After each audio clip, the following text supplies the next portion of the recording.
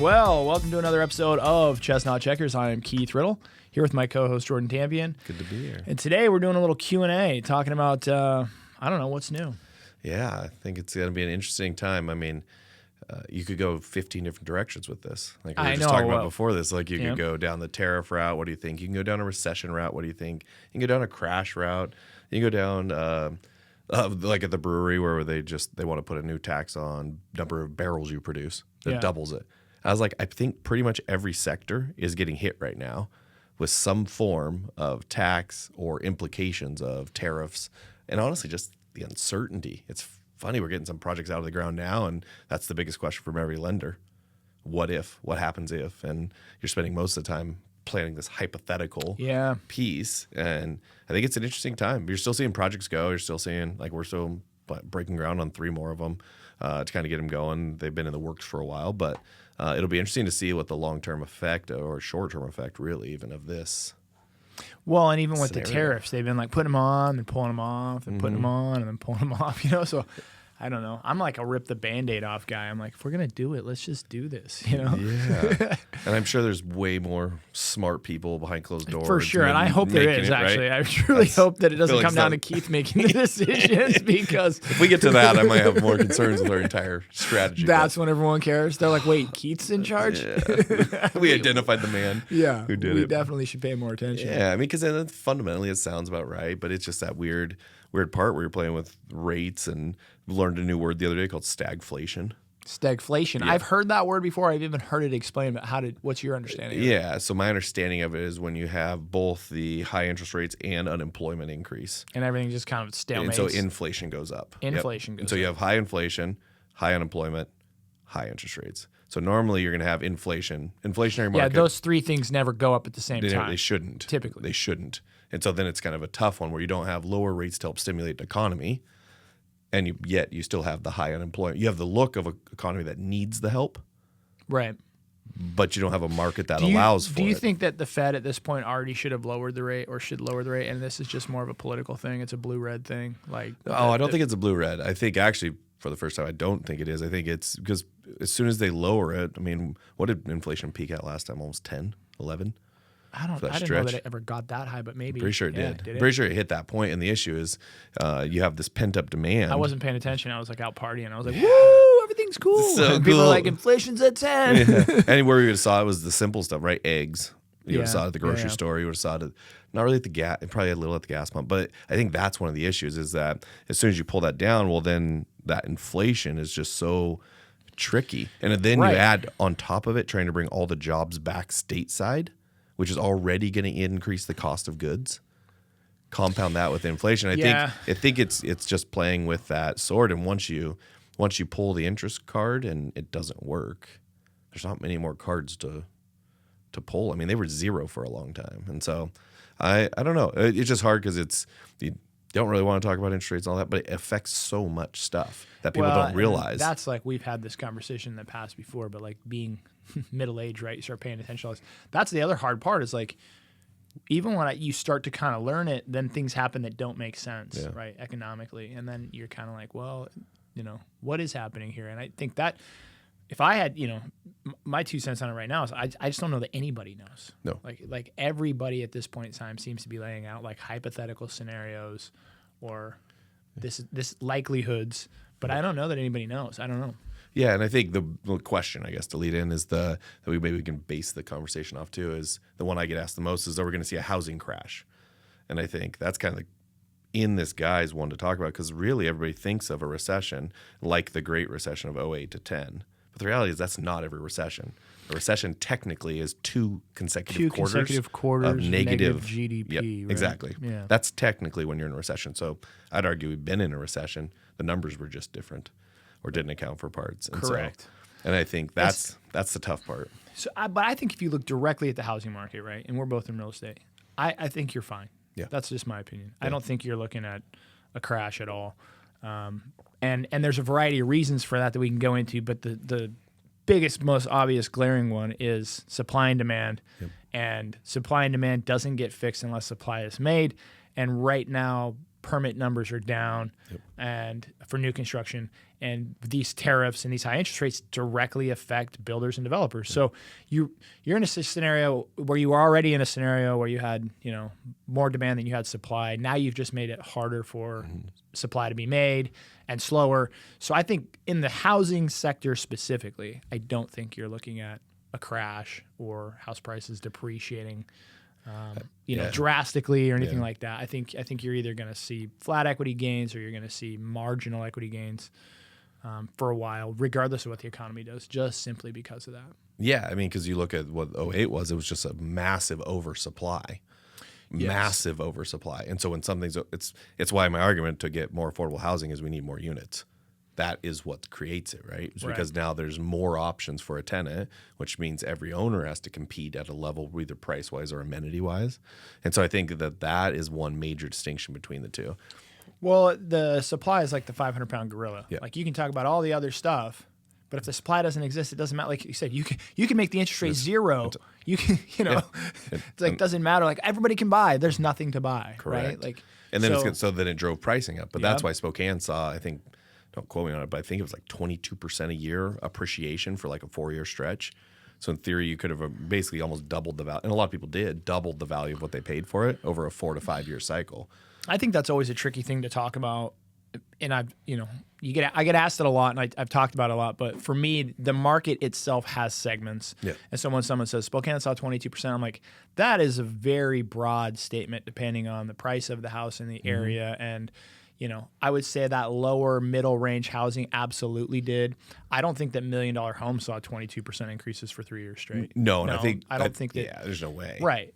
So it's like, well, certain aspects of the market did, and certain aspects of the market didn't. And I think all they're doing is taking median home price. Right. So then as that increased, how much the median home price increased? Because I think it was $217 before that all went, and now it's what, $420. And I also think Spokane specifically is a very unique market in the sense that we can dang near if the landscape is right, we can build brand new product at or even almost a little bit below the average or median house price. Like you can build a brand new construction home right now for less than $412. Oh yeah, 100%. You know what I mean? Yes. You might not be able to right this exact moment, but I'm saying that's not in a lot of areas. The new construction is driving up the median consistently because, hey, that if you're in Dallas and your median home price is like $800, like the new construction stuff's like 1.1 or 1.2, like it's pulling up constantly. In Spokane, I think we have a really interesting market that way is that you can actually build brand new construction houses and be at that median range or below. Exactly, and I think it makes it almost a good investment strategy. So a lot of our stuff we're just building new because you can hit those numbers, and I think. But even those, I remember as apartments helping people buy at $50,000 a door, and that ship sailed. Yes, right. And now that same unit's $135, $125, $135. But I just sold a property. I mean, it was right before in 22, but it was almost $250. Yeah, a door. Boise, when the stuff they went up to $400. What are brand new construction like projects that you're like hypothetically you finish a project today? Yeah. What do you think they're selling for? Yeah, so I think that same 251. That's the best example one I have. It's probably 220. Okay. And then I'm probably into it. I'm probably into it 205. Yeah.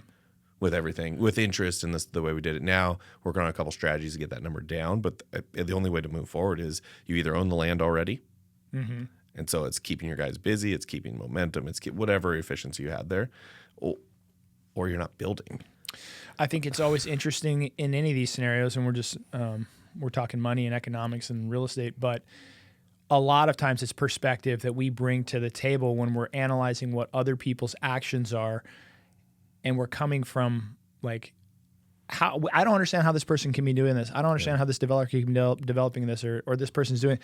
But we're saying that as if they're in the same situation we're in. Correct. Right? Yeah. So, I'm sitting here going, man, I don't even know how they're getting these projects off the ground. And it's like, well, yeah, because I'm like buying land or have land I've bought relatively recently. Right. So, I haven't been sitting out for 20 or 30 years. Okay. And I have my situation. So when I bring my situation to the table, I'm like, I can't get a project to pencil right now, right? Or it's extremely hard to get a project to pencil. And then you see a brand new project go out of the ground that's like 200 units, and I'm like, how the hell are they pulling that off? Well, you dummy, they bought that land 25 years ago. Or they, correct. Right? Or they're the builder. Or honestly, in a lot of those scenarios, they're just paying cash. Yep. Yeah. And that's a big number. That's almost 8 to 10% of my budget is the interest carry. Yeah. And so you're just constantly looking for what that efficiency is. But it's one of those pieces, but you're still seeing them build. You're still seeing that kind of absorption of, which means that as a unit's introduced, people are renting them up. And so that's a rate we track a lot, is the absorption rate in Spokane. It used to be negative for a long time because there just weren't enough units. And then last year, I think it was the most units introduced. This year it's trailing off. Next year it'll trail off a little. You'll see a few of them go, but it's going to be hard to figure out demand. And if rates don't come down, people don't want to move because you're on a 3% interest rate. And so it's just this weird little perfect storm. I feel like it's like the eye of the storm. Because it's not bad, but it's not great. Like, it's not a buyer's market. It's like not a seller's market. It's like this weird... It's like being in the middle of that tornado, right? And you know the second part's coming, but it's that same unknown, and everybody's like hypothesizing, like, it's not going to be as bad, or it's going to be way worse, or it's, you know. Yeah, if I hear the word soft landing again, I'm like, I don't even know what that means. Like, what does that mean? Like, does that mean we just didn't hurt as much? I'm like, but every single part hurt somebody. Like, I had a buddy I was talking to, and his entire business was bringing in cars from Canada and selling them here. Well, his business is gone. Yeah. Right? Doubled the cost for him to do it. And so you're looking at certain businesses are probably impacted even more. And I think this one has been so interesting because it has that ripple effect all the way down. Whereas 08 was almost started with the housing. It exploded, and then it rippled everywhere else. That's when you're seeing it the other way of like your wallet, pocketbook at the time. And then housing is just there. But most recessions, housing doesn't go down in value. That's what's funny. Yeah, I think, and I've said that them. for years. And one of the things is that I think for us in our age range, or even people that are, you know, a bit older or whatever, is that our last experience of a recession was directly indicative of a real estate crash. Yeah. Right? It was the real estate market that crashed, Correct. that then crashed the stock market, that then crashed everything else. And so we associate the only known experience we have, right, with that. So we're like, oh, like a recession's coming, like real estate's going to tank, like prices are going to get crushed. Exactly. Well, it's like, well, no, that's the only experience we have, right? And so you're applying it because it's very real to a lot of people. Yeah. But it's also probably what's preventing us from actually crashing again, right? It's people probably took money off the table sooner. People who went through it were more cautious. They probably underwrote differently. You probably still have the new ones who'd never gone through it. Well, it's funny. When you were talking earlier, I was thinking, like, you know, the one interesting part about this is like everybody's on guard. Yeah. So it's kind of like if you take, you know, two basketball teams that are playing basketball and you're like, listen, you guys keep playing basketball, but just so you guys are clear, like if the ball goes out of bounds at all, like game's over. Yeah. And all of a sudden you've changed the entire dynamic of the game. Like they're still playing, but everybody's like helping each other out a little bit. Is a good or like analogy. they're not doing it. They're like, oh dude, if the ball goes out, we're done. We're right? done. So now you have this really interesting game of like, we're trying to keep the economy moving. Everyone's still trying to like do business as usual, make money, do all this stuff. But everybody's kind of like, hey, we're at this tipping point where like if these little metrics happen. And so I don't know, that's the feeling I get. Yeah. It's kind of like you have so many people on guard of that ball going out of bounds or something happening that everyone's kind of, you know, maybe playing a little differently because of that. And I think it goes back to the question that we kind of started with initially was, what do you basically do in these times? Like what are you doing, or what do you do in kind of these times of unknown? And I think for me, just to start off, the hard thing is like, I don't feel good doing nothing. I don't like doing nothing. And I also know that I believe, I guess I say I don't know, I believe in the big picture, doing nothing's not the right answer. Yeah. But you also kind of like, when you start to trudge down different directions, like, hey, do I open a new business? Yep. Do I, put money in my Roth, or do I save more for my kids' college fund? Do I, like whatever decisions you might be making in life. Do I buy a house? Do I not buy a house? Do I start a project? Do I not start a project?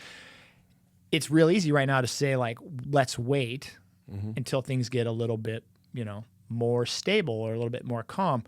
Problem is, we've all been doing this for a while, and it doesn't appear like there's an end in sight. So that's like, well, then what's the cost of just lost opportunity, cost of not doing anything? So I feel like there's a lot of people, and maybe I'm just speaking to the audience a little bit, but I'm speaking personally, is like, there's a lot of people that are like, I know that I need to get going and finally like start doing some stuff or making some moves, because this whole sitting around doing nothing doesn't get me anywhere, but I'm scared and I don't know what to do. Yeah. I think it was Warren Buffett who said it, though, the worst investment is a bad investment.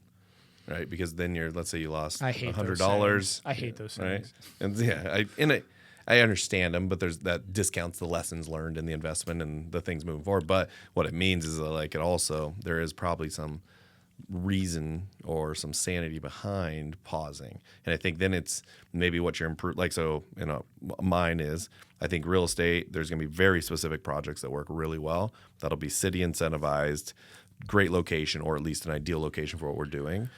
And I was like, so that's our box. And so I think what you're alluding to and what I'm getting at a little bit is that you just have to find the way. Yes. You have. So not doing anything isn't the answer, and doing some. It just might be a little bit harder, a little bit different than you're used to. But I guess if I'm talking to, somebody who's cramped up in their house right now and has, had a few kids in the last year, and they're like, man, my interest rate is low, and it doesn't make sense to move. And I'm just using this as an example. You're sitting around. It's like, listen, you're just going to have to do it a different way. You just can't walk into the bank like you used to, get your little loan, go find a house, sell your house, move into this house, and have it be a 3. Like, you might have to get creative. You might have to look at owner financing. You might have to save some, borrow. But I think that extra work then holds people back. So, like, in your world, I think you're probably one of the more creative, one of the more motivated developers. And so you're figuring this out. Yeah. And it's because you see value in that, or you want to do that, but also it's easy to not do that. Like, I'll sit back and watch Jordan do all the work, and then when Jordan figures it out, I'll be like, I'll follow suit, or I'll call Jordan. But the reality is, I think the people out there that are doing it right now in every industry, regardless of what it is, the people that are doing it and doing it at a high level are the people that are willing to take a little bit of risk, trudge into the unknown, right? So the fear of the unknown is not holding them back, which I could go on a diatribe about that all day. And they're willing to put in a little bit extra or more creative work to figure it out. Yeah. Right. And those are kind of the 3 things that I see is, like, they're doing something, they're not letting the fear hold them back. And then by doing something, they're saying, this project might actually take me some extra time or effort or energy or money, but it's worth doing because otherwise I'm doing nothing. Yeah. Yeah. And I did have some caution against doing something to make sure you're not doing nothing. Right. Because I think there's still value. And I think when people, what I'm going back on is that we bought a lot of buildings over the course of a 6-year stretch, probably more than I ever should have, but they made sense in my head. The market rates were great, right? And as I'm looking back, I'm like, there is some value learned in small steps to achieve a same goal. Like, there's 6 projects that if I just had those, I might even arguably be more profitable because I'm not carrying the weight of other projects. And so as I would look at it, it's almost challenging people to build themselves to the point as well. So it's like every season's going to provide its opportunity. Low rates, you definitely want to be developing and building because that's your opportunity. Move fast, use the money, lever that money. Well, as that goes away, then what's your opportunity? Okay, it's less people doing it, so there's going to be opportunity in it. So I don't have to go multiple offer on all my deals. I can go find better deals. You're going to find sellers that understand the market now, want to work with you or find creative ways to do their projects. So we're partnering with landowners now to get theirs across the line. We bring what we bring to the table, they bring the land, and now we're able to convert it. Because if you look at the cycle of real estate, it's the same, right? So you have this entitlement, you have this real estate cycle. You have entitlement, which is take a raw piece of dirt, make it ready to build on. So you get all the permits, everything you need for it. Getting entitlements, yeah. Yep. I thought it was just when my kids were being jerks. Exactly. Well, it probably applies both ways. Yeah, I feel like they're the same. And then the next one is you got to build it. So you got to build it and deliver it. And then third is you got to stabilize it. So you have this cycle, right? Well, in every dip, those drop off. So you're waiting for the first one. What'd you say? Permits are down. I think they're down like 70%. Okay, so that means entitlements have already slowed. Construction, you're not going to see it because you're going to be like, wait, everyone's building. That doesn't make sense. Well, nope. Next year they won't be. So then this year you're going to see a bunch delivered. Yeah. All of a sudden that will slow.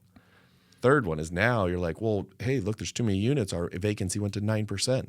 It did for a year. So then the next year, that will be the thing. Yep. Then that will go down. Then what will happen after that? It takes about 3 years to get a project going again. Yep. So you're going to have this window where all of a sudden the units you have are the units we have. Mm-hmm. And then what happens? Rents have to go up because demand increases. And I think that's the reason why the game of real estate development, specifically, and other industries, but it takes some sophistication because it's unlike so many other things in our life where there's not too many actions that I take today where I don't see the result show up for 4 years. Oh, geez, yeah. That's the biggest curve in almost any industry. You know, we're so used to, whether it's our cell phones or whatever, it's immediate gratification, right? Everything's at a click of a button. Hey Alexa, hey Siri, hey whatever, and it's my phone's gonna go off. I guarantee you will. But it's so you're playing a game, but you really have to think this through, right? Like you really have to understand the markets holistically. And like you said, no one seems to have a whole lot of answers right now, but you have to play this game of like, it's not going to show up. Your mistakes don't show up till way down the road. Correct. And then that's when, and this is what I would tell you, is that I feel like you're an anomaly or maybe an outlier of what I was talking about a little bit earlier, in the sense of you're still doing stuff. I also think that your last 5 or 6 years for you have taught you, hey man, maybe it's better to like run at a little bit slower pace, or maybe, you know, I don't know what I'm seeing right now, or what I'm feeling is I feel like a lot of people are using this economy, or they're using today's current state to not do a whole lot, but they didn't have that same last 5 or 6 years that you had. Correct. They're just using it as an excuse to not get into action. And that's really what is on my mind lately, is like, I just feel like there's a lot of hum-ho lately, and there's a lot of just kind of like pissing and moaning and a lot of kicking rocks, and everybody's kind of like just talking about the news but not doing shit. And for me, I maybe get a little hasty where I'm like, well, then do something. Yeah. Like get into action, like figure it out. Like, you know, sitting around waiting for someone else to solve your problems or for the economy to fix itself to get into action. It's like, so what are you, just like a fair weather fan? Yeah. Like you're only going to play when it's good. And as much as people can say, well, that's the smart thing to do, or that's what a smart person would do. It's like, well, yeah, but a lot of the people that I know that have achieved the most of things in life that I respect or emulate are not the smartest people I know. No. They're the most innovative people I know. They're the most ingenious people, persistent, grit, consistent, right? Tough. Yeah. You know, it's a sheer determination or will to like keep the ball rolling in some capacity, to work on the nuance. And what I see right now, I guess, and this just might be my perspective of this kind of mid-generation, is there's a lot of people that are playing it safe right now, and there's a lot of people that are afraid to take risk. Yeah, and I argue that's because you went through the recession. Like, look at what post-depression was. It was saving all the things because you experienced it at such a fundamental level that you don't want it to happen again. Yeah. But what we forget to look at is, why did it happen? Yeah. It happened because we were irresponsibly lending money. Right. And then ultimately every cycle it has to reset at some point. And so I think it's, to your point, I think that's where I see the opportunity, because you got to choose your hard. Because I like that one. If I had a notebook, actually, it's not even mine. It's not even mine. I think it's somebody like Cody Sanchez said or something. But it makes a ton of sense. I don't even think that was hers, but okay. She probably took it. I'll give her that one. I just listened to her the other day. But one of the ones I was looking at was like, I vividly remember pacing around a flip house, one of my first ones, and I couldn't find the $2,500 to get the plumber because I was already over budget, trying to make my monthly payment. And I remember the feeling I had when I did that. Yeah. Well, now that I still have that same feeling, there's just more zeros. And it's funny how it actually just progressed with where I'm at. And I imagine in 20 years, I'm going to have the same feeling, but just with more zeros. Well, it's like I had a great mentor tell me, Keith, you might as well try and go out and make $1 million, because it's just as hard as making 10,000, right? Like it's one of those things where it's perspective. Yeah. So what advice, I think it's a good piece. I feel like I see that a lot too. Just never really gotten passionate about that part. But like, what advice do you have for somebody who is on the sidelines? Or what have you found or seen get your ass off it? But what would you do with it? Because I feel like I've done that. I feel like I've like taught or showed people, and there's a disconnect between the information and the action. Yeah, a great saying that I heard, that I heard one time, that stuck with me forever, and I use it to frame a lot of things. And it was, the answer is never no. The question is just how. And that for me has been such a impactful statement, but also ruminating in my brain when I look at so many things that either other people say is impossible or other people say you shouldn't do. And it's like, yeah, maybe we shouldn't do it in that setting, or maybe, but you're stopping the thought there. So the question is kind of like, I got some old, shanty of a boat that's not real seaworthy, but I got to get from one island to the next island. Everyone will say it's not possible. You can't do it. It would be dumb to do it. But like, what if you didn't have a choice? Now you have to make a plan of going, okay, well, how do we do this? Yeah. Do we shore it up with some extra logs on the beach? Do we add a little extra, like, run or two? Like, I don't know. But what I'm saying is the person who has to go from one island to another is in a different scenario. And I get that. But there's so many examples when you look through life of just like, so that's the advice I would give is like, maybe ask that question. Yeah. Right. If you're in a spot of hesitation or pause, or if you're feeling that paralysis, instead of saying, here's all the reasons I should do something, or here's all the reasons I shouldn't do something, and kind of making that T chart, a lot of people are like pros and cons. Exactly. Get married, don't get married, right? Is like, how? Like, how would you do it? Yeah. And that doesn't necessarily mean that you still have to do it. Yeah. It just means like, at least you're going to take the steps and spend the mental brain power and put in the work to figuring out like, hey, is there a way here? And if there was a way, what would that look like? Yeah. And I think so many people just don't have that conversation or spend that time because they just hear the no first. Yeah. And so that would be my advice. That's good advice, though. I mean, because I think that's where it stops most people. Like, you think of all the ideas that would never have happened if people just gave up on them. And the stories, we can find them on Facebook, but was it J.R. Tolkien wrote the book in her car, homeless, right? Or his car. And you go through all the pieces of what it takes. I just am like on the other side looking at how hard it was and how hard it is. And are there different ways or things that I would have benefited me to have before to help me push? Because I've always been the guy who's going to try it. Yeah. Like, I just was like, I'm going to give a good shot at it. I want to at least try it. But then I look at, okay, what if it wasn't that? What if you already had you're risk averse? So you're already trying to think and go out, but you're not satisfied with where you're at. And I think that's the frustrating one for me is like it was a good example. I think I shared it on one of them. I'm just more bullish at this point with life in general or with a lot of things, and not because of some sort of overconfidence, but also just because of like, keep screwing with this mic like it's going to change. You're going to fix it. I mean, it's making your voice better. There's nothing wrong with it. Is going back to your recession example or the Great Depression, right? Is that I can remember growing up and going out into barns and outbuildings around the farm and finding like jars of like screws or jars of like nails, and when I would question my parents about it, whoever, they'd say, well, you have no idea. Like, you don't know, like when I call it the Great Depression now. I think it's just the Depression.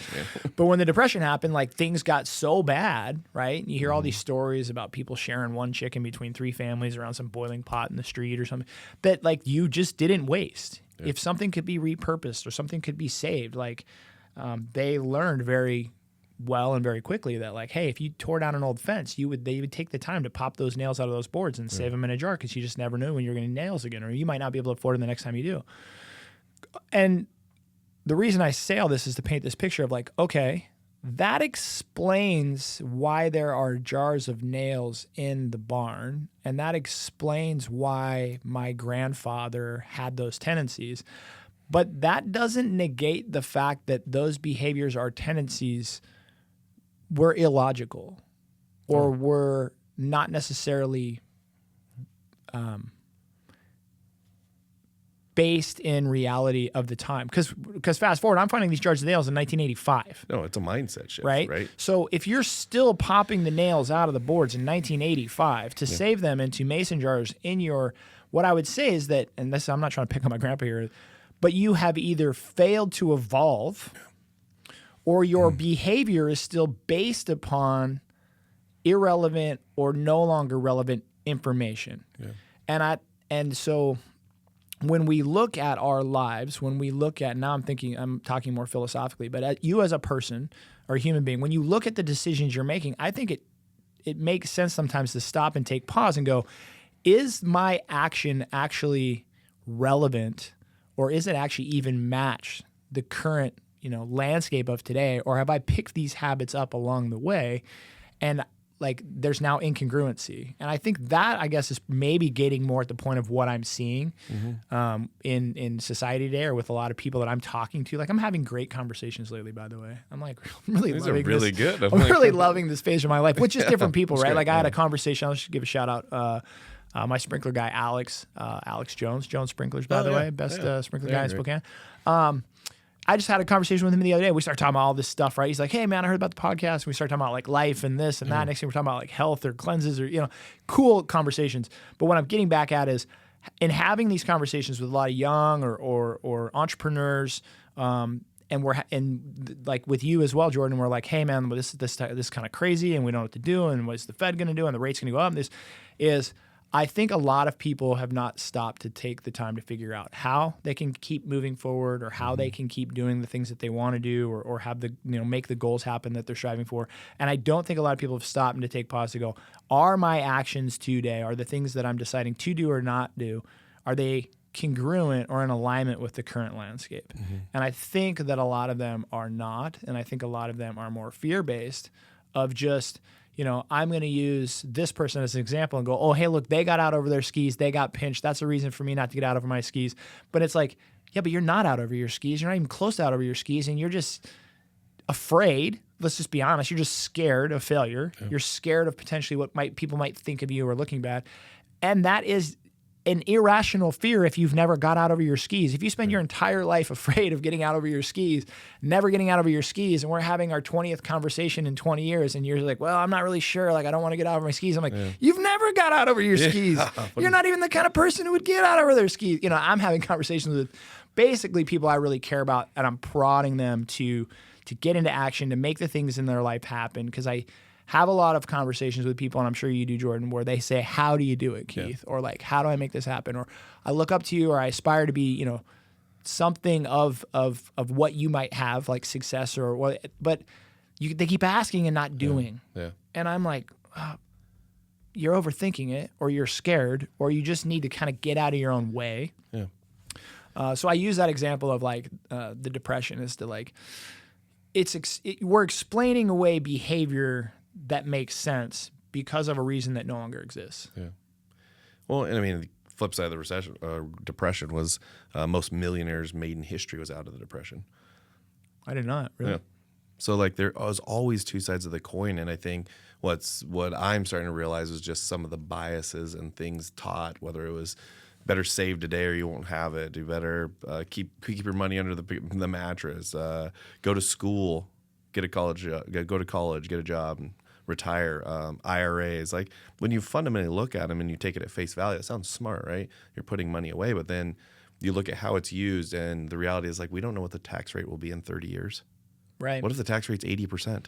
Yeah, Grant Cardone is a big stick about that. And that's the part where I'm like, that's almost what I challenge people to do, is because we get stuck in this comfortable box that makes sense. Put money away and save. And I was like, well, if you do that, that's great. But what if you put $2,000 into your education and got a night job and figured that side out? And I think, to your point, I don't know what gets you off the fence. That's why I asked you the question, because I was like, I don't know what actually gets somebody off the fence unless it's something in life pushes them. You heard the right motivational speech. I don't know. And I think that's where I look and wonder how somebody comes and retraces it, because you're right. On mine, it's not about what the market is. The market just gives me the context of how I have to do the next investment. Right. Okay, if the market's here, I got to get the land for nothing, or I got to build in an area the city's helping, or I got to get to know better people, like more relationships. The short answer is logic makes them think, emotion makes them act. Oh yeah, that's the short version. Yeah. So you can kind of logic someone to death. Mm-hmm. You can talk to them till you're blue in the face, and their head can go up and down. And they go, yep, get it, totally get it, Keith. Makes sense. And it's like, cool, you want to do it tomorrow? And they're like, nah, I don't really know yet. Right? And it's usually not because it does. So I think that what I'm spitting at people is kind of just like, stop making the excuses and start to actually kind of do some deeper thinking as to like why you are where you are, or can you make the things happen that you want to make happen, and what does that look like? But you're right. Even that just makes them go, yeah, okay, I've thought it through and I understand it and it makes sense, blah, blah. But really it's going to be emotion. You have to dive deep. Yeah. And I don't know who needs to hear this out there, but if it's definitely a emotional intelligence conversation where if like you are not in tune with or don't know yourself enough, like emotionally, you're going to always be sitting on that fence, because you have to find a reason that's going to create an emotion in you that gets you to do the things that you don't want to do when you don't want to do them. Yeah, and I think that's what I was trying to get at, is I think it's actually beyond, because we're in a day and age where information is at your fingertips. You could probably figure out a better due diligence checklist than I have by asking ChatGPT. And that's what I equate it to. So then you have this massive checklist that tells you what to do, but you have no context or drive to understand how to implement it and how to make that next piece go forward. And I think for too many parts, it's trying to understand that. I know we got way off of my crash question, but I think it does play into it because I think it's a lot to do with how people are viewing this as very emotional. And it's driving these decisions around practical decisions that should be made a little more logically. I'll go back to your crash question in the sense of like, it's irrelevant. It's irrelevant. Like, if and this is just me talking turkey here, you get one life, and in your life you have a small window of time where you probably can even make an impact or do anything. Like prior to 16 or 20 years old, call that shit. Your last 15 years of life, call that shit. So you got a window. Call it 40 years to make an impact, to make a move, to do something amazing. You don't have the time to sit on the sideline. And if you do, I'm talking like months here, maybe a year, but like that ship sailed for me, right? Like it's one of those things where like it is irrelevant. If we go into a recession, if we go into an economic deal, like for me, I'm like, I am how. And again, that doesn't mean I'm doing it. Doesn't mean I'm sitting here going, hey, how do I do this? Now I got to figure out the best way how, and I'm going to go make a dumb decision. Like, how do I get this boat from this island to this island? It's like, pray, great, that's how, go. Good luck. No, that's dumb, right? So, not the praying part. I'm saying like just going on a hope and a prayer. But I'm saying, even if I said I'm going to, make this plan, and that would be the way I would do it if I had to, doesn't mean I'm doing it. But I am constantly looking at every angle right now going, how? How do you make it happen? How do I make it happen in a recession? How do I make it happen in depression? How do I make it happen now? How do I make it happen next year? Like, I think that's the answer is like, you just have to get really serious about your goals in your life, like what you want to do. And for me, it happens so fast. And I think that what ends up happening is people sit around and they wait long enough for something artificial to either create it for them or somebody else to create it for them, or like life to create a scenario. And so a good example of that you'll see is like families and kids. How many people hit their stride in life once they get married and pop a few kids out, or they seem to? And it's just because then you've artificially or actually very realistically created a reason. Yeah. They're finally going, oh man, like I don't want to let my spouse down. Oh man, like I don't want my dads to think I'm a dead, or my kids to think I'm a deadbeat, or I don't want my kids to have to go. And so you all of a sudden now have something to live for that's bigger than yourself, but it pulls at that emotion. Yeah. That's that logic makes them think, emotion makes them act. It's like, I don't know what do your kids think? Like, what would they think if they knew that dad was like, sucking his thumb and crying in his office every day, like, right? So we go out and we do the things we're scared of, or we figure out hard things because we have now another purpose behind us. But again, for me, like, I don't want to talk trash or trash that example because I think it's awesome. But I also think that like that is unfortunate though if that's what has to happen for you to find purpose in your life or to do hard things. Because you should be able to find that as an individual without having to make some other person be the reason or some other thing. And if you have those, then they should just be like icing on the cake. Correct. Like I also don't want to let my kids down. I also don't want to let my spouse down. But I also internally should have my own drive or own enough self-worth or emotional heartstrings to pull at to say, get your butt out of bed in the morning. Yeah. Like, let's go do hard things. Let's figure out how.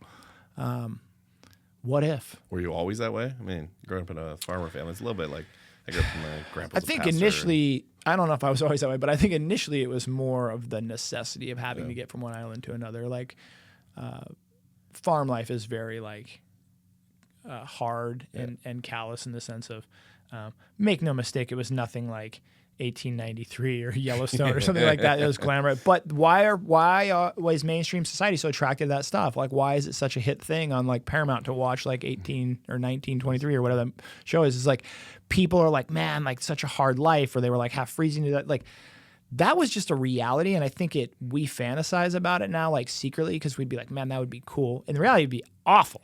It'd be terrible. It'd be terrible. It'd be terrible. Right? I think the best one they did to show that was the one with Faith Hill and Tim McGraw, where they're like literally somebody's, getting bit by snakes and dying. Yes. Like it would be terrible. It would be terrible. It'd be awful. But I guess what I'm saying is like growing up, I would think part of my mindset started with just the fact that like you didn't have a choice because other things depended on you. They weren't even necessarily your family, but like the cows depended on you, right? Like they're going to starve to death or freeze to death if you don't get them in the barn or feed them in the morning. So it wasn't like, hey, Jordan, do you feel like getting up today and putting your boots on and going to work? It was like, no, you're going to, and you have to. Well, and negative consequences happen if you don't. Well, and everybody had a role, therefore you had a purpose, right? And I think purpose sometimes gets defined in the wrong way, where it's not necessarily this grand thing of you got to go change the world to have a purpose.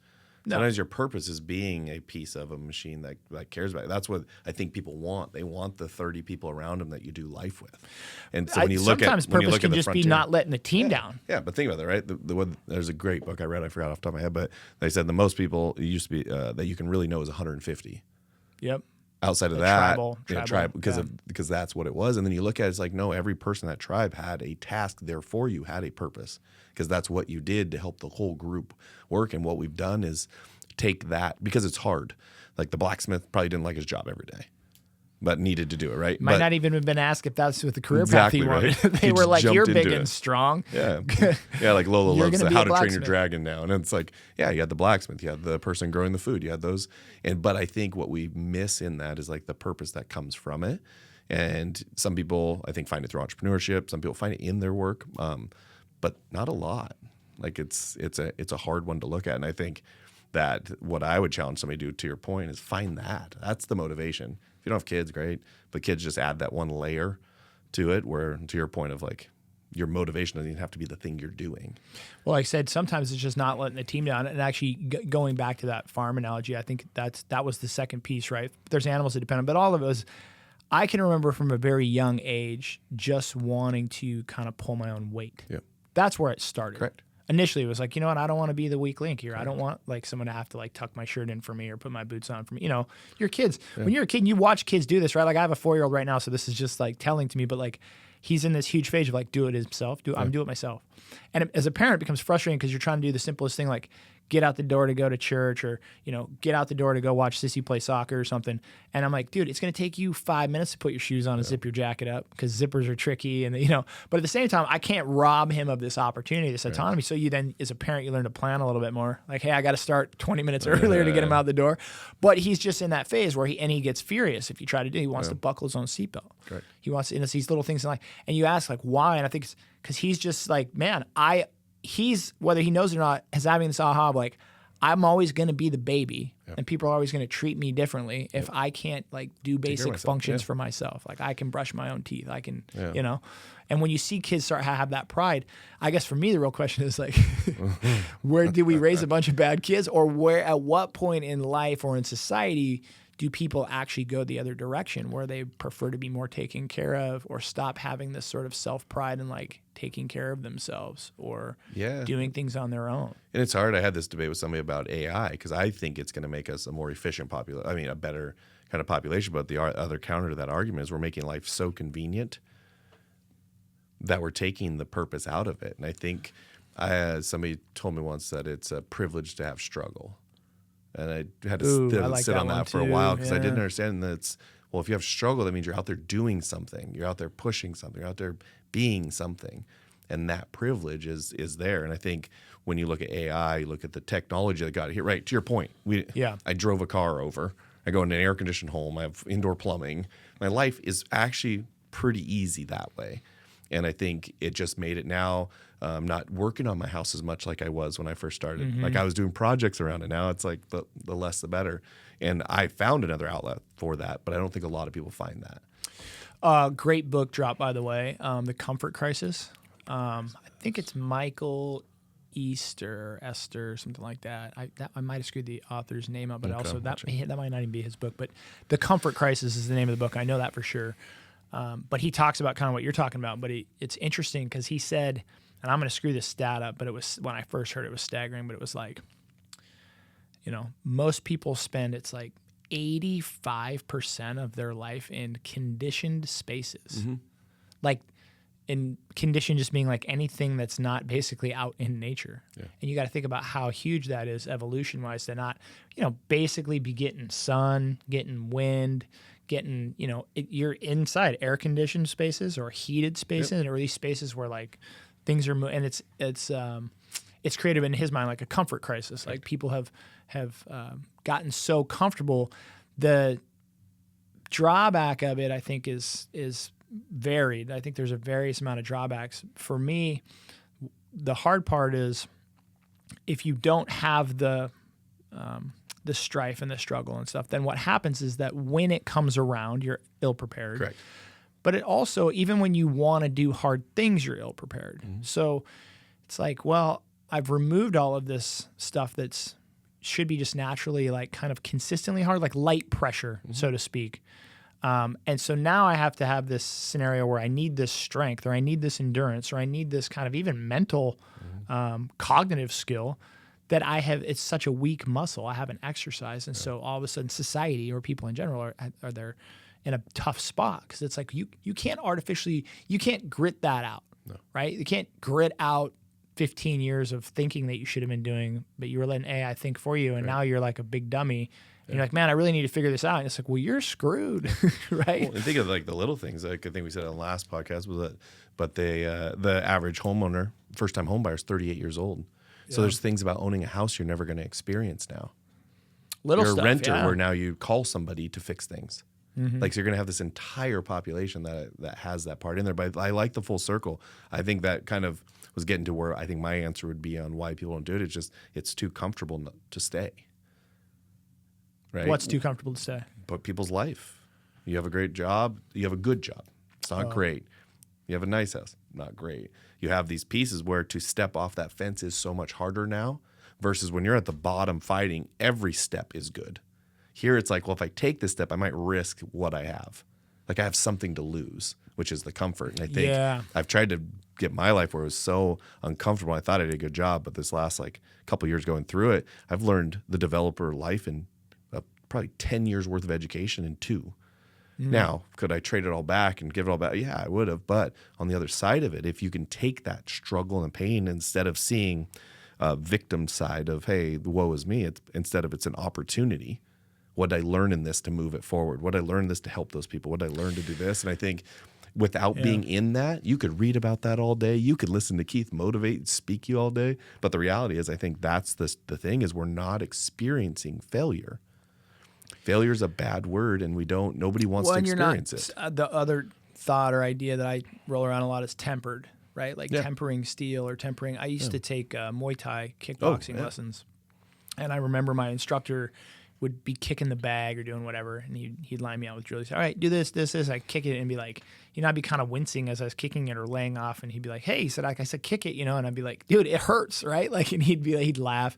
But he told me a story about like when he was actually kickboxing in Thailand for a period of his life, that they would sit around after practice or after a long day and watch TV and stuff in these little like shanty shacks, but they would take ball peen hammers and they'd turn them sideways and they'd just throw their leg up on like the table and they would just like bang on their shins. Not hard, but just like real light. And they would run from like their ankle up to their knee and they would just be tapping with the side of a ball peen hammer on their shins. And they would and he's like, we were basically just trying to deaden the nerves. Yeah. And it's like, that's some hardcore That's shit, really hardcore. Right? But number 2 is like, he's like, but that, you couldn't go into a fight and fight an opponent and, if you're throwing a kick to essentially have an effect on your opponent, but you're pulling back or laying off your sheer ability because it hurts, he's like, you have your own disadvantage there. And so to me, it brought up that idea of just like, it doesn't have to be like smashing your leg with a 2x4, but really light tapping, right? Like just really light tapping. A lot of things, time on task over time, it's that tempering. Yeah. And so when I was thinking about what you were just saying, we were talking about like development and learning 2 years or 10 years in 2 and, would you give it back or not? I think the other thing that a lot of times people don't understand or may fail to realize is it also allows you to strike while the iron is hot on an opportunity in the future that potentially you might never been able to have pulled off or wouldn't even have been swung your way because you weren't ready or didn't have the ability to pull off. And so we're sitting here talking about, hey, we look at projects and we go, does it make sense to do this based on the interest rate or price and this and that? We know our situations. But that take all those and throw them out the window. Let's just say it works. So, for example, if someone came to you tomorrow, Jordan, was like, hey, I have this development project that's huge. It's like 400 units, and I want to give you this opportunity, or I think you're the guy to pull it off. A, that might have never been presented to you, you know, but B, even if they would have presented it to you and you'd have accepted it, but you hadn't had this experience, you might fail, and it's not going to be the interest rates that made you fail, and it's not going to be the economy. It'd be like you just don't have the wherewithal or the strength to pull it off. You shouldn't be doing it because you've never lived through all of what you've lived through that makes that possible. There's just a lot to be said for that. I think sometimes when we look out in the world and we see people that are successful and we think, man, it was an easy break, or it's the opportunity that was afforded to them. It's like, yeah, but all of what they lived and did created that moment's even possibility. Because there's a lot of people who are like, well, I give you Jordan's, I give you the exact same opportunity I'm going to give Jordan tomorrow, and you're going to fail. Yeah. And he's not. Yeah. Why? Because you're not Jordan. You haven't lived, you don't know what Jordan knows or lived through. And even if they have the book knowledge, or even if they had the experience of, it doesn't mean that they have the temperance or the grit. And I think that's the big one. I mean, the hardest one today is still Peyton. But I mean, I've learned so many lessons. So now my calls are with hedge funds in New York and Miami and California, Denver, right? Because I realized to up my game there, I have to up everything. And so that's some of the 10 years into is I had to literally learn how to communicate at a level with people who are doing billions of this a year. Yeah. Convince them that Spokane's worth it, hard enough. Yeah. That this historic rehab in Spokane's worth it. And then ultimately that me as a team is worth it. And I think you go through those, and where a lot of the misses were I just didn't have the experience in a market to understand the massive shifts. Mm-hmm. Right. And as you go through, it's like, okay, what would you do differently? Now that you've gone through it, what have you seen? I think Reed said it, but it was like, I would want to start partnering with people that have battle scars, right? You've been through it. You understand it. You at least are thinking through that option. Now you can make a really good decision. It's the ones where you can't even make the decision because you didn't even know to ask the question. And so when I look at it, it's like kind of like where this podcast is going in that direction, because it's like there's so many people I talk to that are struggling, right? Mm-hmm. And they think that the struggle is bad, and they think all those pieces. Like, we're sitting on this podcast. I should have turned my phone off, but it's like vibrating. I'll get 30 calls while we're sitting here, right? And you look through it. I can hear it vibrating, and I thought it was it's mine like a for trigger. A second, it's a trigger to me, but it's not me. Yeah, but I look at it and I would speak to like all of those that you like when you're going through it. The natural thing is you just want to give up. Yeah. And I did this one job. It was the worst job. And if Andy's listening to this, I mean it in the nicest way, but I did salmon fishing in Alaska on the back of a 34-foot boat, gill net fishing. We caught 200,000 pounds of fish. Holy cow. 22 hours a day. This is for a job. For a job. Yeah. It wasn't for like leisure. No. I did a leisure trip, and that is awesome. Now I see why people like Alaska fishing. Yeah. No, I did it for a job, and I remember laying down there, and we were sleeping underneath, and so you'd go lay down. It's not sleeping. You're taking a 2-hour nap every day is basically it. And then all of a sudden, that engine would fire on. I could hear that thing still in my head. And I wanted to give up so many times, but you couldn't. You're on a boat in the middle of the water. Boat, yeah. You're not going anywhere. And it's funny how many times I relate back to that when it gets hard here. Yeah. I'm like, if I can survive that, you can survive this. And if I can survive this, you can survive this. So I guess my message would always be, you can survive what you're going through. No matter how hard it seems in your head, if you ever want this show, I'm not recommending it. It's one of my favorites called Billions. Uh-huh. And one of the pieces of advice they give in this scenario is this guy is about to fail, basically. And she just goes, do a 180. And basically what she's saying is, you've been looking at this problem the same this whole time. Yeah. Do a 180 and look at it differently. Mm-hmm. And that's what I would tell people. Like, if you've been facing this, it's just hard. I'm not sleepless nights, all the things, family, you don't want to let your family down, all the things, right? But then you're attacking it one way. Yeah. So I did my own 180. I'm like, well, why don't I get back to selling more, generating revenue that way? Yeah. Build the connections. Those connections will help here. And so it's just one of those pieces that I think the net effect of all this hardship is everyone's struggling. Well, but nobody wants to say they're struggling because we don't accept failure as an option. Yeah, so I call that, you call it do a 180. I call that obviously, like a mindset shift, but I call it reframing. Yeah. Reframing. Yep. So I say that to my kids, say it to my spouse, say it to myself. It's like, well, reframe the situation, right? Like, so when we're in those spots, you got to reframe them. Going a little bit further back to what you were talking about with like, you can do it, you can do hard things. I see it a little bit differently in the sense of, I do think that there's a lot of people out there that are scared or afraid or whatever, blah, blah, blah. And you want to encourage them, and I agree with that encouragement, like, you can do it. I'm seeing a lot of people also, this is what I talk about, like that knowing yourself. A lot of people will look at a guy like me and they'll go like, yeah, Keith, great. You're like a bootstraps, gritted out kind of guy. Yeah. Good for you, right? Like, that's not me. Yeah. And specifically, I would say, like, I have a lot of conversations with coaching clients that are female. Okay. And they're, females don't tend to react as well as males to kind of a bootstrap conversation, right? Yep. Like men are very used to it as a very young age, like tough it up, brush it off, throw some dirt on it, let's go. And for women, just they're not used to that as much, and also it's not as effective for them because it's not like they're not the same people we are, so they don't have the same. So having those conversations is not as effective. And so like as a coach, like when I'm coaching or like being paid to help somebody with their business, I had to kind of shift my own style because I couldn't just be like, come on, man, wake up a little earlier, work a little harder, let's go, And what I found, though, is if you're not that type of a person and you know that there's value in it, meaning like you understand the logic behind it. So like, okay, Keith, I hear what you're saying and it makes sense, and yet I'm still not the kind of person. What I would say is that you then need to fabricate a scenario or a situation where it's the ship scenario that you're talking about where you can't go back. Yeah. Meaning a lot of pick up a Navy SEAL, for example. A Navy SEAL is opting into SEAL training, and SEAL training you have to show up every morning, and they know if they don't show up, they fail. Yep. And the guys that get through it are the kind of guys that they're going to show up every single morning, and they might fail, but they're going to fail for another reason, but they're not going to not show up. And if they choose to not show up, they're going to be like, well, I'm choosing to fail. Like, I'm out, I'm tapping out, I'm not going to.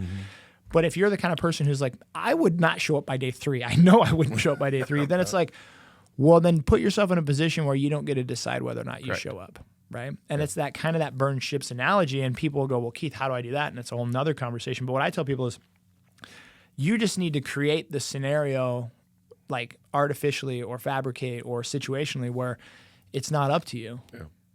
And I think that is the most recent example I have of that is I'm coaching a gal right now, and she was constantly getting to a point in her business and then pulling back. And I said, well, then you just need to make that not your decision.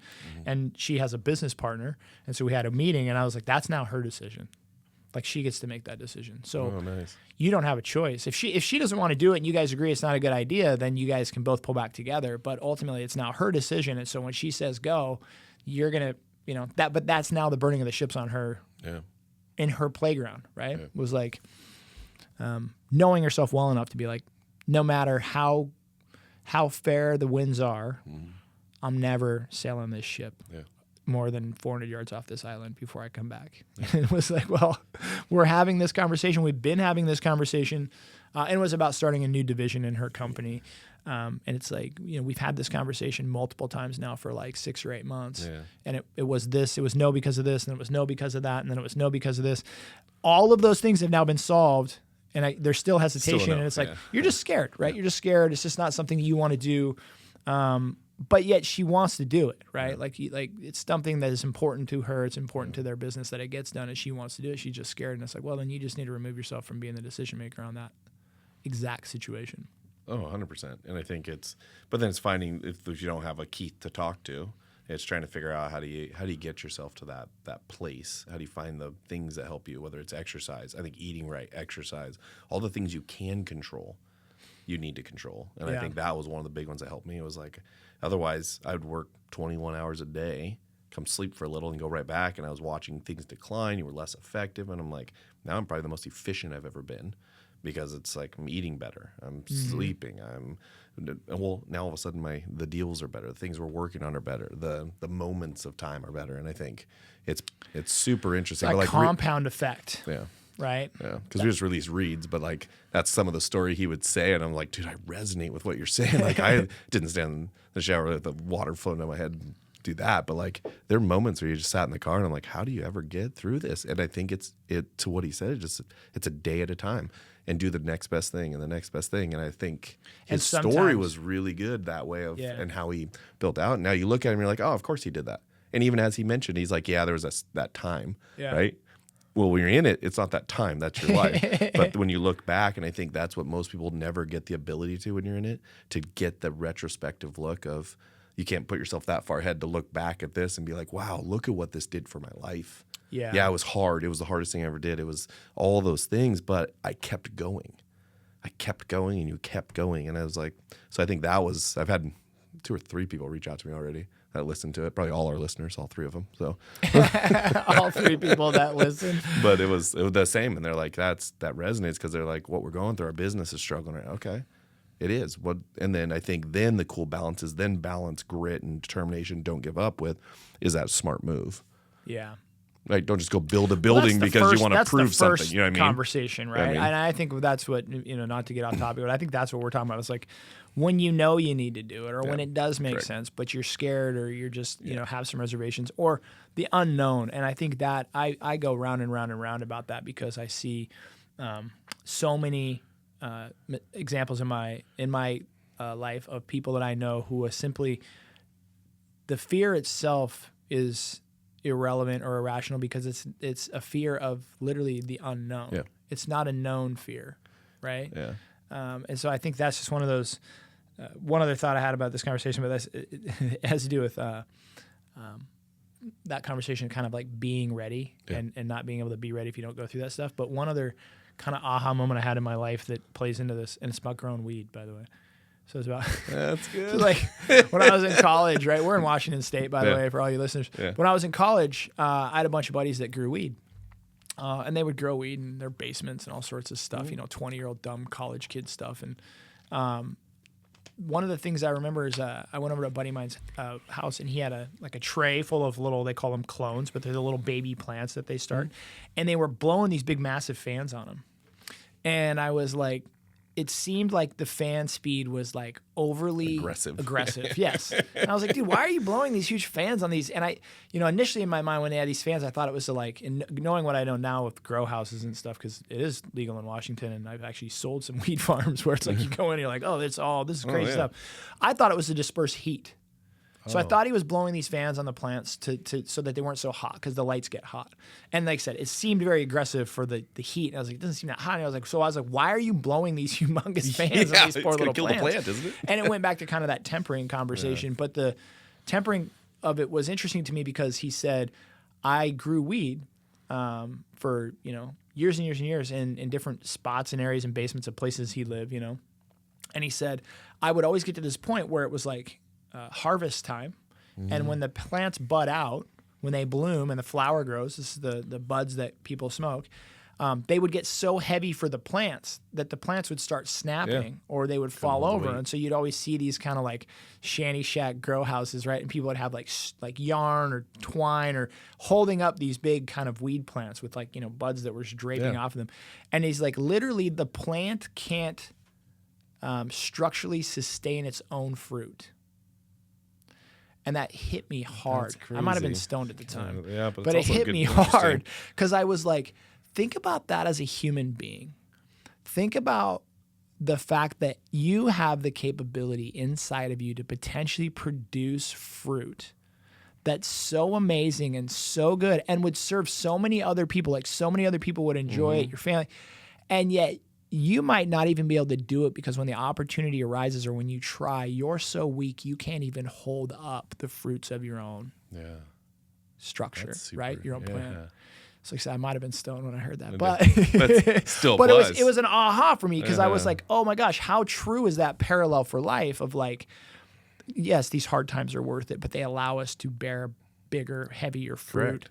And so for me, it was just such a impactful thing because I was like, man, I bet you that's true in so many aspects of our life of like we have as a, created weakness in ourselves, whether it's physically, mentally, whatever, to where even if the opportunity arises, we might not be able to hold it up, but also the strings for me become other people and other things or vices. And so now even to bear the fruit that we're meant to bear, how heavy are you leaning on other people? Yeah. How many other people have to come in Keith's life and hold him up? Keith, you're going to be late for this appointment. Yeah. Remember this, straighten your tie. Like I now have all these other people that have to like literally bear my weight to help me even produce my goods because I fundamentally just basically robbed myself of something that I should have been doing the entire time, which was just having the ability to bear wind.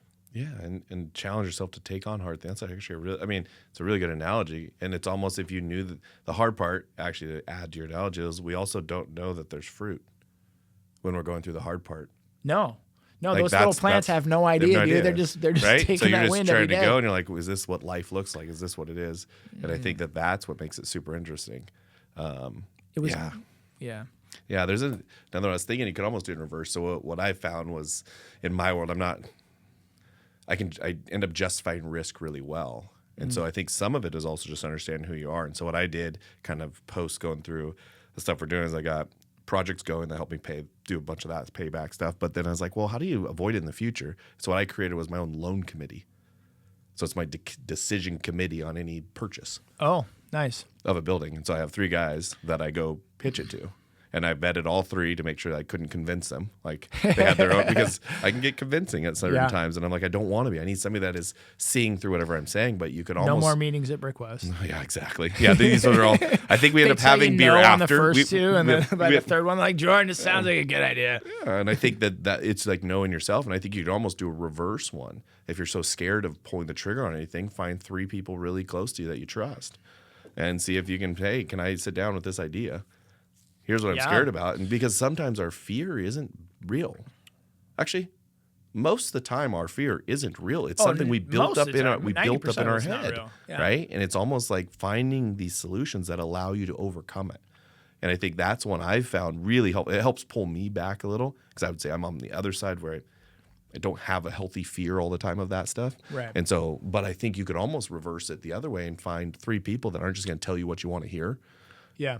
Create your own round table. Create your own round table. And I think that leads into a piece that I think could be super helpful for people. And we don't trust it because we don't want people to see the vulnerability or the hey, I'm an idiot. But I was like, but this group's been awesome. And they've called me an idiot several times. Yeah. Like, it's been super great. And I think they all left laughing. They're like, do you believe Jordan would have done that? See what he proposed? Yeah, exactly. Right. And I think that's one of the pieces where I'm like, yeah, if I had it before, the hard part, if I would have had it before, they probably wouldn't have said do Brickwest when I did Brickwest. They probably would have said don't do a few things. So you're going to lose. You're going to lose some of the pieces, but I think they also would have protected me against some of the things I'm going through now in a more healthy way. And I think it's just finding yourself, know yourself, balance. And just don't let fear be the decision maker. I'll leave you with one last thought, and that is this one came from a stand-up comic. I thought I burst out I literally LOL. People LOL text. I laughed out loud when I heard this, but I was like, which is rare. I was like, yeah, that's funny. But he was talking about it's like the opening of his bit. And he's talking about life and this and that. And he's like, yeah, I recently went through a divorce. That wasn't fun. And he's like, turned out I just needed a sandwich. And I laughed out loud, right? Because I'm a dude who gets I get hangry, right? Like if I get hangry, people around me, they're like, dude, Keith, you need a Snickers bar, this old commercials type thing, right?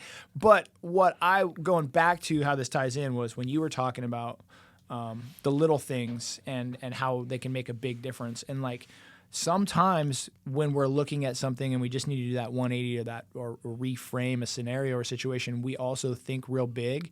But I think sometimes it's those little things maybe you just need to quit drinking. Yeah. Right? Or maybe you just need to start exercising. Yeah. And some people will go, well, Keith, I'm on the verge of bankruptcy. You don't understand. I don't think going to the gym in the morning is going to fix my problem. Yeah. And it's like, no, going to the gym in the morning is not going to fix that.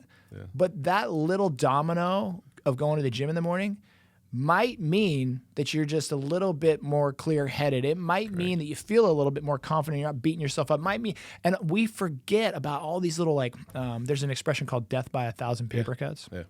And we forget about the impact of just removing some paper cuts, but we overlook them because they're just paper cuts. We're like, listen, dude, so what? I stay up a little late. So what? I've been drinking a lot. I'm under pressure. So, I haven't been to the gym in a few months. I'll get back to it when things correct themselves. And it's but pretty soon it's that compound effect. Well, you're not going to the gym. You're not sleeping well. You're drinking a little bit too much. You're overly aggressive or a little bit irritable at your employees. And it's well, none of this is helping the problem. And as a matter of fact, it's never going to fix itself when you have all these paper cuts. And so that impact of sometimes you just need a sandwich, save you from a divorce, I love it. Yeah, it's good. I don't know if we can share links out here, but there was one that I saw to that effect. And it was a guy in his story, true, I'm not sure, lost $2 billion, got divorced from going through the process, and then was getting sued by all the investors.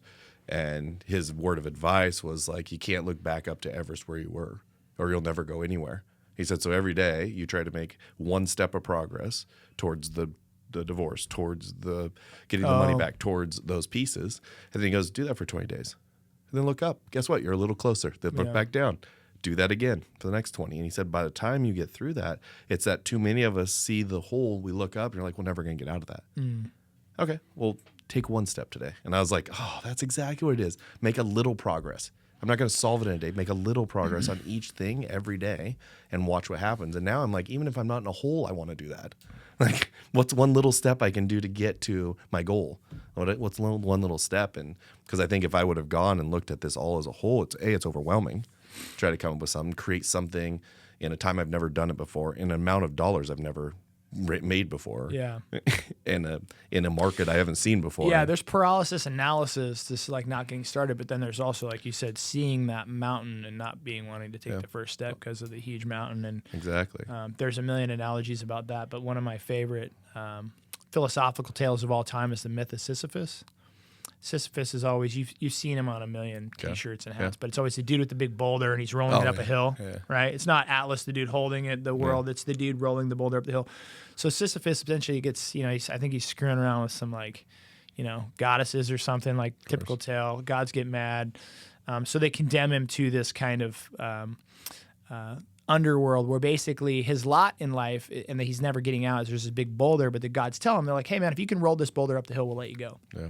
But they intentionally make it heavy enough that he can never get it there, right? So Sisyphus obviously tries to roll this boulder up the hill, and it keeps rolling back down.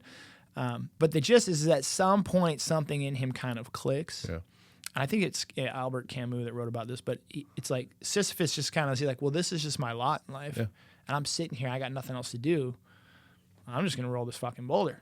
So he just every day gets up and he starts rolling this boulder up the hill, and it rolls back down, and it rolls. And for me, that's always been kind of a reminder of kind of like, what difference does it make if you get to the top? Yeah. But sitting down here at the bottom bitching and moaning about it, or looking at the top, instead of making that attempt, because he would make the attempt and know he wasn't going to get there. Correct. But it was just like something to do. A lot of us won't make the attempt because we're just afraid of it not getting there. And so it's like, well, again, going into that reframing or doing a 180 on it is like, so what? Like, you live once. We're here. Like, get started. Get going. Like, put one foot in front of the other. But I think as the tale goes or something, it's like Sisyphus, he angers the gods. Like, they end up getting mad at him because, like, they're watching it and they're like, this stupid human, we did this to punish him. He seems to be enjoying it, right? So, like, then that kind of the joke's on them, right? Because they're kind of like, damn it. And anyways, I don't remember how it ends. I think maybe he tricks somebody to get him out, and then he ends up going back. I'll have to check on that one. That's a good one. Yeah, no, my Greek mythology is very rough. Rough. Blended three stories, but we're good. They're like, we get the gist. That's not it at all. We get the gist. Yeah, please don't quote anything said here. Yeah. But I guess if you're listening to this and hearing it, and it's fun, hard, man. I love it. And obviously different direction. I thought we'd dive into interest rate, and we probably should at some point. But I think what I'm finding is that, to your point, I think you said it right away, and it hit me, was like, it's not about interest rates. It's not about a crash. You're gonna develop or build or grow or do something, no matter what that external factor is. Or you're not. Yeah, and it's just you got reasons or results. You can't have both. It's another great expression. Like that one. That's a good one. Reasons or results, you can't have both. I think that's a bold law. Ugh. Yeah. All right. Well, I'm starting to like these Q&A ones. I don't even know that there was as much Q as there was A, and then I'm not sure on that one, but I like where that one headed. I'm just answering my own hypothetical questions. You know what I always think. Yeah. Oh, that's funny. Awesome. Well, all right. Well, thank you guys for tuning in. If you guys ever have any questions or things that you're interested in, shoot us a DM and make sure you hit the like button, log in, and subscribe. Appreciate it. Awesome. Thank you. All right, you guys. Thanks for listening to today's episode. While you're out there, would you please do us a favor and give us a like, subscribe, or a follow, whether you listen on Spotify, iTunes, or YouTube. We'd really appreciate it. Also, if you don't mind while you're there, give us a 5-star review. Maybe write a review. If you have a favorite episode, feel free to give it a like. Thanks for listening. We really appreciate it.